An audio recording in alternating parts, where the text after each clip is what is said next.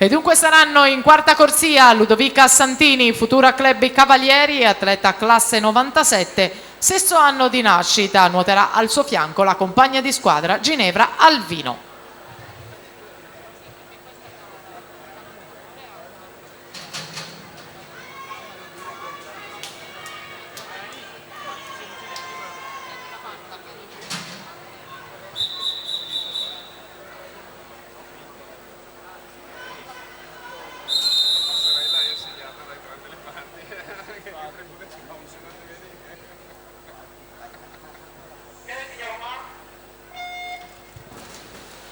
Ricordiamo che al termine di questa prova andranno in scena le gare del Comitato Italiano Paralimpico. È una manifestazione questa all'interno del Memorial Chiara Giavi riservata agli atleti del CIP, con una gara dimostrativa, staffette di nuoto unificate con la partecipazione di 12 atlete dello Sport Life Onlus di Montebelluna e 12 atlete del Nuoto Veneto Banca Montebelluna. Ci sarà anche la staffetta con le 4 atlete disabili della nazionale italiana, vincitrici della medaglia d'oro agli europei di Siso 2013 in Portogallo. Quindi una 4x50 e una 4x25 spettacolari per coinvolgere nel nostro sport le atlete dello Sport Life Onlus di Montebelluna e le ragazze della nazionale medaglia d'oro europea per la categoria di Siso del 2013.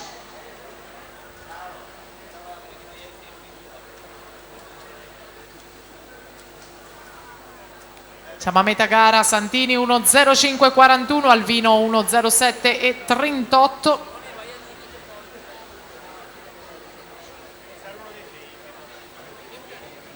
È stato trovato un cartellino, l'atleta Valentina Brollo della Piave Nuoto può ritirarlo qui alla postazione microfonica. Valentina Brollo, Piave Nuoto.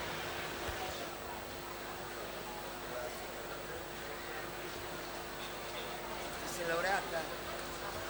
E allora cosa fai adesso?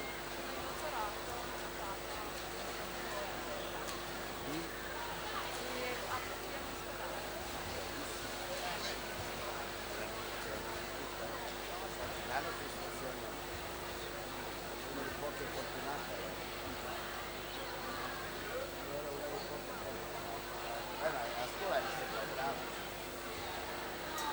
Perché non era vero. Sento parlare. Siamo in frazione finale nelle ultime bracciate con Ludovica Santini, 2.14.80 per lei, davanti alla compagna di squadra Ginevra Alvino, 2.19.64 questi